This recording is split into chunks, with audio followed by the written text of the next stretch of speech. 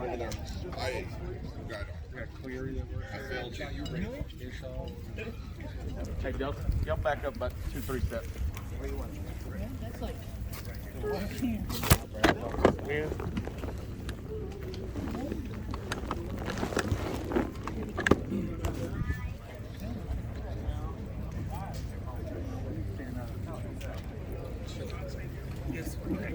Good afternoon. I was gonna say, you stand where you want.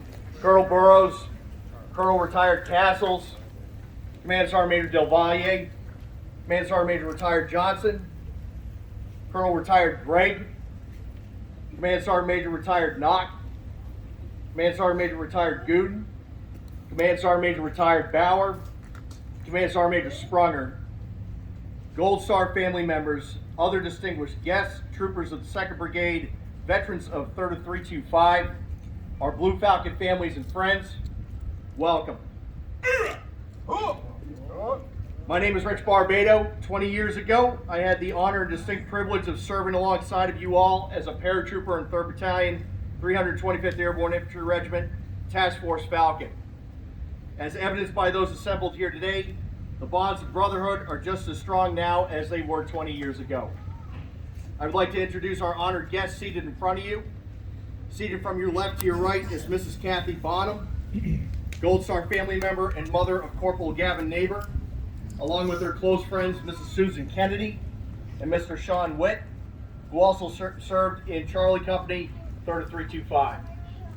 To her right is Mr. Bill Sisson, Gold Star family member and father of PFC Christopher Sisson and Will Sisson, PFC Sisson's brother.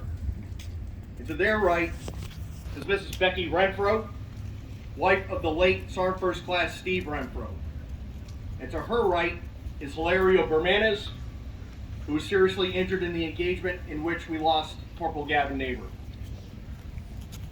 Hilario Bermanes Sr. and brother Ray John Berg Bermanes as well have joined us, and the Bermanes family traveled over several days in a very long trip from the Federated States of Micronesia to be here with us this week. At this time, I would like to introduce Chaplain Stephen Townsend, who will offer our invocation. Chaplain Townsend.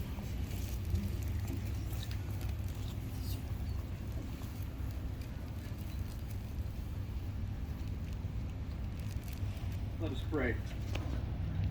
Almighty God, I ask your blessing as we come together for a time to honor and remembrance. We remember the paratroopers of the 3rd of the 325 who have served before us. We recognize and give thanks for those who made the ultimate sacrifice to ensure freedom and peace in our land. Look down on compassion, or with compassion, on our loved ones, and may we never forget the value of their sacrifice. We are forever grateful for their service and dedication to defending our nation. We ask for your comfort. May your peace guard our hearts and minds, especially for the family and friends who have lost a loved one. Bless our time together today. May our service bring you glory, and may it honor those heroes who paid it all. And I pray this in your holy, mighty, and everlasting name. Amen. Amen. Thank you, Chaplain Townsend. I would now like to introduce the current commander of the 2nd Brigade Combat Team, Falcon 6, Colonel Todd Burrows.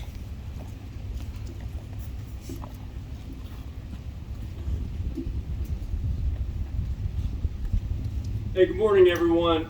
It is absolutely tremendous to see you all here today. Welcome back to Fort Bragg. Welcome back to the Falcon Brigade. All the way. Airborne. Distinguished veterans, families, and friends, once again, I want to thank you for coming back as we honor Corporal Gavin L. Neighbor, First Class Christopher A. Sisson, and other paratroopers we have lost since 9/11 and OIF 1. We already mentioned the family and friends who are here. I'm going to move over so I can see them. Thank you so much for your attendance. It is absolutely phenomenal to have you here. And if there's anything we can do in the Falcon Brigade for you, know that you always have a home right here. Right here at Fort Bragg, right here in the Falcon Brigade with the 325th Airborne Infantry Regiment. So if we could give them a round of applause.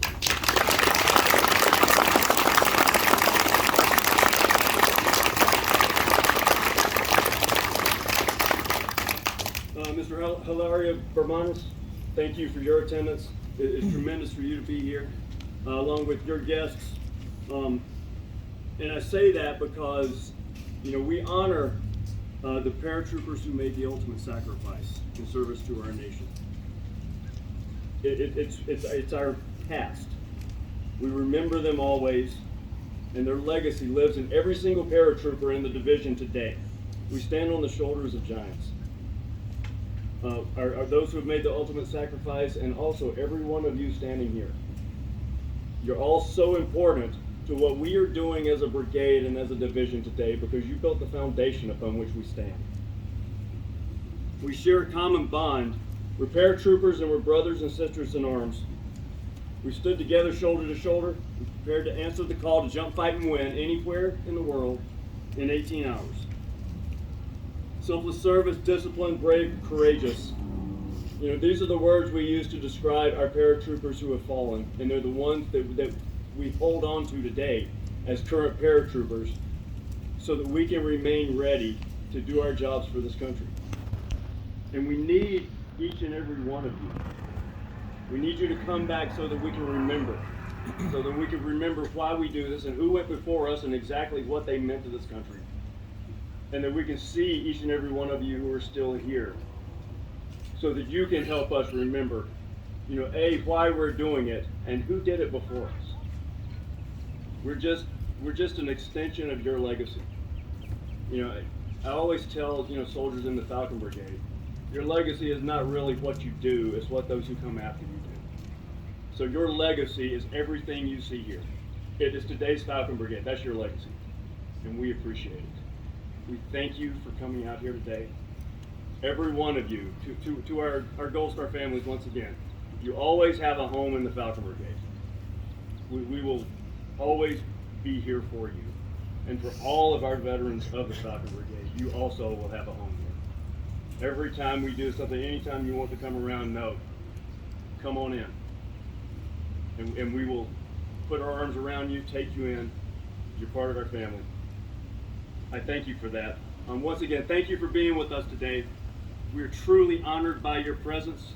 We appreciate the opportunity to get together to remember all of our fallen soldiers, our fallen paratroopers, reflect upon their courageous actions and what they gave for our country. Airborne, all the way. Let's go.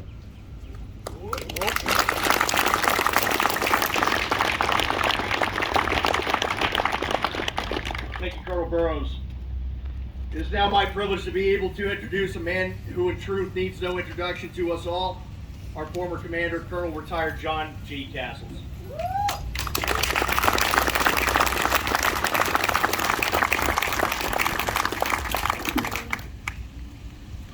Gold Star families, honored guests, troopers, and families of the Blue Falcon, this day and this week are extremely important for us. It's been a few months, plus 20 years, since we deployed to OIF 1, and another year or so since many of us have seen each other. I can't tell you how good it is to be back at Fort Bragg in the presence of the Falcon Brigade and you men and women of the battalion. We've asked our families to stand with us during this memorial. Much like most of us who deployed for OIF, they share many of the same memories and sacrifices. And frankly, we could have not achieved what we did without them. The memorial is a fitting tribute to the service members lost in the 82nd Airborne Division over time. Two of the names, etched in stone, that of Corporal Gavin Neighbor and PFC Christopher Sisson. Young men, so early in their life, with great aspirations of serving their country and dreams of where their service may take them. I vividly remember that day in June when I received a call while doing battlefield circulation in our sector in Baghdad that there had been an attack on one of our outposts and that 2 men were injured. We arrived at the site and Gavin and Valerio had already been medevaced, and then we rushed over to the brigade aid station where we learned of our troopers' fate. Gavin was the first man killed in action in our battalion. Valerio was so badly injured, we weren't sure how things were going to go. I made a phone call to the neighbors to tell them that their son had passed. It was difficult getting through to Mr. Bermanis who was in Micronesia, but we eventually did talk. Both calls were tough to make and certainly much more difficult to receive by their families. Fortunately, HB survived, and his presence here today is nothing short of remarkable. I know it's been a tough road for he and his family, but we are grateful for the commitment to come back to brag and see us on this occasion of our 20th reunion. Like that day, I also vividly remember the day we lost PFC Christopher Sisson. I was in the TOC. Jolly Company was scheduled to conduct an air assault that evening. We received a call that one of the helicopters had crashed and that one of our men had been fatally injured. Again, another difficult call to make to a proud family who unexpectedly lost a son. Both Gavin and Christopher were returned to the States. You men in Charlie Company probably most remember the memorial services we had in the old Iraqi school compound that we used as our forward operating base for the battalion headquarters. Like this, a somber occasion, but knowing we wouldn't be back in the States for the funerals, it was our way of honoring them both and saying farewell and until we meet again. So I think that is why it's so important for us to be here today, to honor Gavin and Christopher once again, but with their families in our presence, so that we can personally honor them as well. This memorial also allows us the opportunity to think about the members of the unit lost either before or after OIF 1. The number that are no longer in our ranks may not be 100% accurate, but close. But by our count, we have lost 40 paratroopers since we returned from OIF 1 until now, for various reasons, some of which were unseen scars of our deployment or past deployments. If you think about it, 40 men. One man is too much. But we have basically lost a platoon plus since OIF 1. Lastly, this memorial provides us an opportunity to recollect our time together. Having wrapped up OIF 1, during the combat deployment to OIF 1, and then after we redeployed.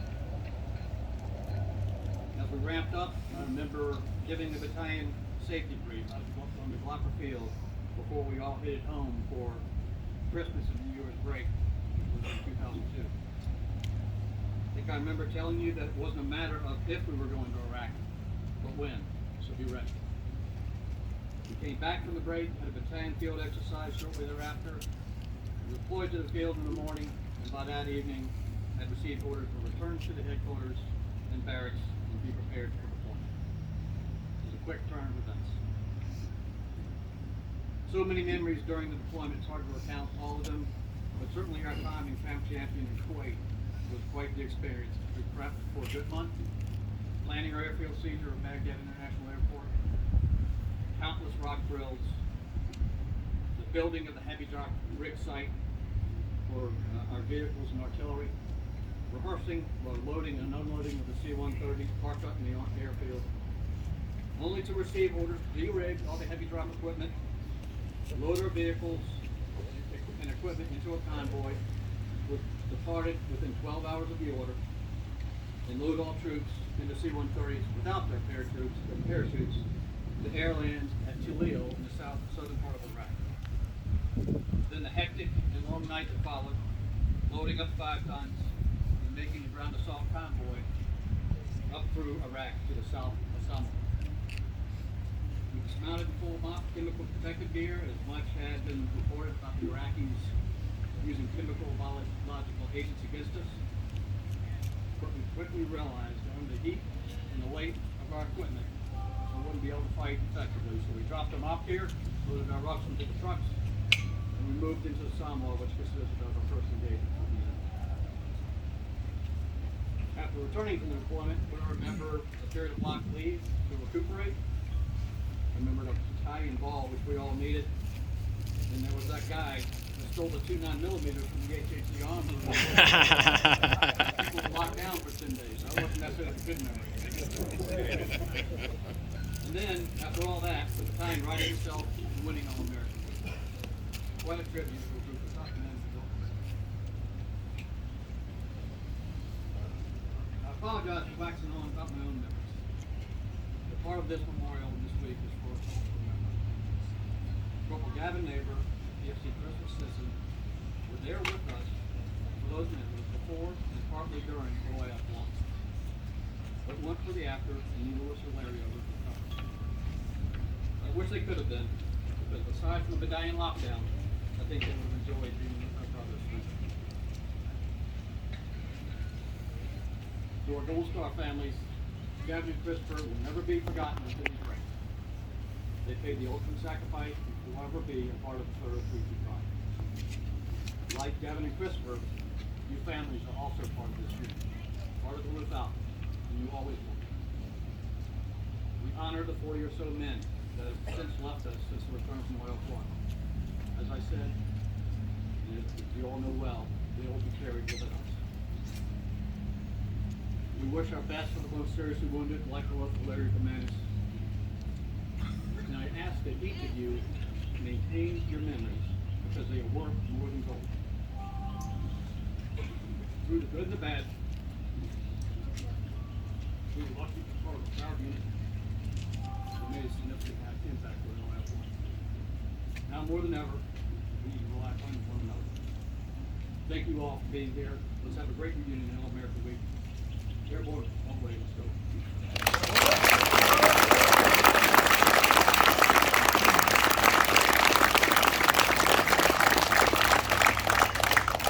Thank you, Colonel Castles. We will now conduct our wreath placement ceremony to our fallen from OIF 1, those we lost in subsequent deployments, and to those we lost due to the unseen wounds of war and other circumstances. The laying of wreaths is a symbolic gesture. For many cultures, wreaths represent notions of eternity, continuity, and memory. Within military history, wreaths carry special layers of meaning, victory, bravery, and peace, to name a few. In the military tradition of wreath-laying ceremonies, this reverent gesture marks sacred ground, which this is. Today we will lay 3 wreaths, one in honor of Corporal Gavin Neighbor, one in honor of PFC Christopher Sisson, and one in honor of those lost pre-OIF 1 and post-OIF 1 present. Yellow ribbons will also be placed on the wreaths by our honored guests and by any of you who would like to share a memory of someone from the 3rd 325 who we have lost. Yellow ribbons signify home front support for our American troops, and at its most personal level, it signifies the hope that loved ones participating in a distant conflict will return home safe, and if not, they will be remembered forever.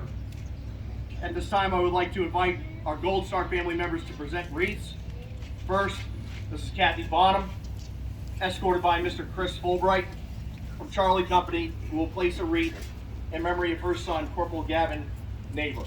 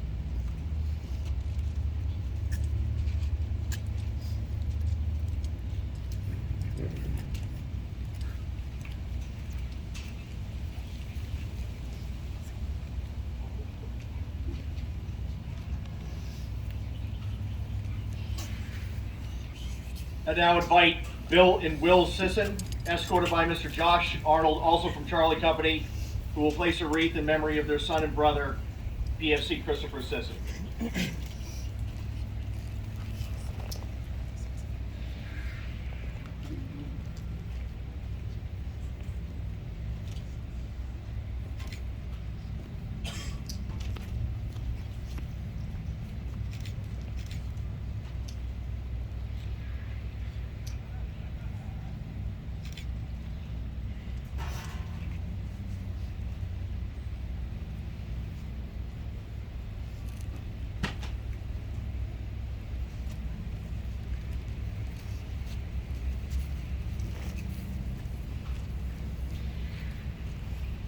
I'd now like to invite Rebecca Renfro, U.S. Army veteran, escorted by Mr. Sam Rascuti, an Iraqi American who served as the 3rd of 325 lead interpreter and advisor in Baghdad during OIF 1, to place a wreath in memory of those lost from 3rd of 325 post 9/11 and subsequent to OIF 1, both overseas and at home. Rebecca Renfro is the widow of Sergeant First Class Stephen Renfro.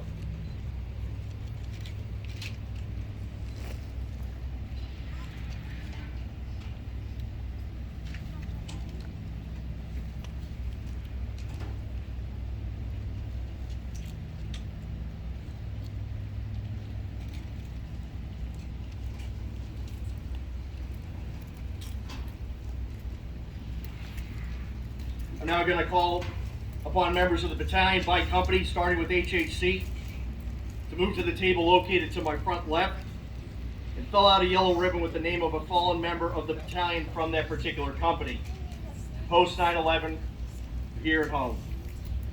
As each individual steps up to the table, you can pick up a ribbon, write the name of the individual that was fallen on the ribbon, place a pin through it, state their name, and place it on the ribbon. We will lead off with Master Sergeant Retired Kevin Burrell from HHC, and we respectfully request that there are no names duplicated to be placed on the wreath in order to ensure there is room to honor those others that we would like to place ribbons for.